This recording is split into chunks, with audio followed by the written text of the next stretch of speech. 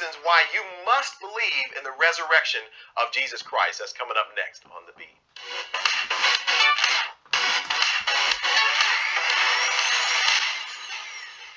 Hey everyone, my name is Alan Parr. Thank you all so much for tuning into The Beat. Today we want to ask the question, how can we know for sure that Jesus Christ really did rise from the dead? I mean, is this just some myth or some clever fable that a group of people made up that has trickled down throughout history that we have just been told to believe? Or is there some evidence or some proof that this is really indeed the truth? And so today I want to give you 5 undeniable reasons why you must believe in the resurrection of Jesus Christ. Reason number 1 is because of the precautions of the Romans. Now you must understand that the Romans started hearing rumors that the disciples were going to come and steal the body of Jesus Christ away and say that he rose from the dead. And so in order to prevent this from happening, they did 3 things. First of all, they put what's called a guard around the tomb. And a guard was nothing more than a group of 10 to 30 soldiers who were highly trained to protect this tomb and guard it with their lives. The second thing they did was they put a stone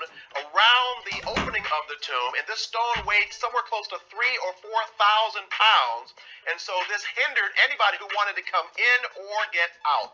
And then the third thing they did is actually put a Roman seal around this stone, such that if anyone tampered with or broke this seal, they were punished by death. So to suggest, as some would, that the disciples broke in and stole the body of Jesus Christ and claimed that he rose from the dead would be highly unlikely, because here is a group of fishermen and tax collectors, and the Bible says shortly before Jesus was crucified that all of them were terrified and afraid and forsook Jesus and ran for their lives. And to think that this fearful group somehow got enough courage to break through a group of highly trained soldiers and steal the body of Jesus Christ is highly unlikely. The second reason is because of the faith of the disciples. We have to consider once again that right before Jesus was crucified, this group of disciples were cowards. But as soon as he rose from the dead, they all of a sudden turned into fearless preachers who were ready and willing to be beaten, burned, beheaded, sawed into 2, stoned, crucified, and even being willing to risk their very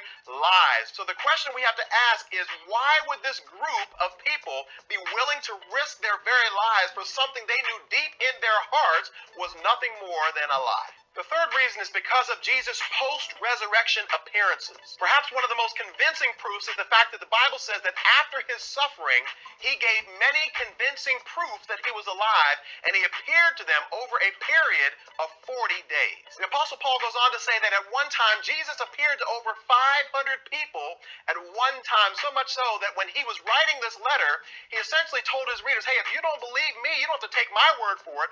Go and speak to the people who saw them for themselves, because most of them are still alive today. So to say that Jesus really didn't rise from the dead would suggest that all of these hundreds of people were either crazy or hallucinating, which is highly unlikely. Reason number 4 is that secular history confirms it. Now, it would be one thing if the Bible was the only book that recorded the miracle of the resurrection, but other secular history books record the same thing. First of all, it's recorded by a man named Josephus, who was a Jewish non-Christian historian. Second of all, it was recorded by a man named Thomas Arnold, who wrote the history of Rome. What makes these testimonies even stronger is that they were written by non-Christians who were simply seeking to be credible and trustworthy historians, which means they had to report the truth whether they liked it or not. More recently, people like Frank Morrison, Lee Strobel, and Josh McDowell, all professed atheists, sought out to disprove the reality of the resurrection, thus proving that Christianity was nothing more than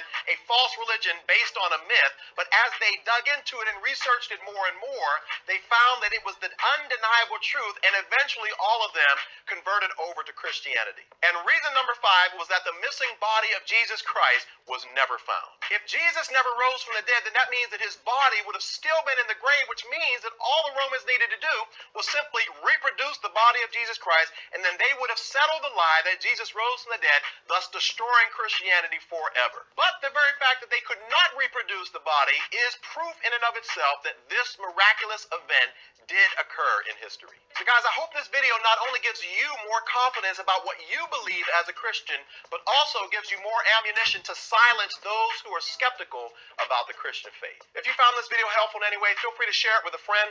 Also, if you haven't done so already, I would love it if you would subscribe, check out some of the other videos on this channel. Hey, thank you all so much for watching, and I'll see you next time.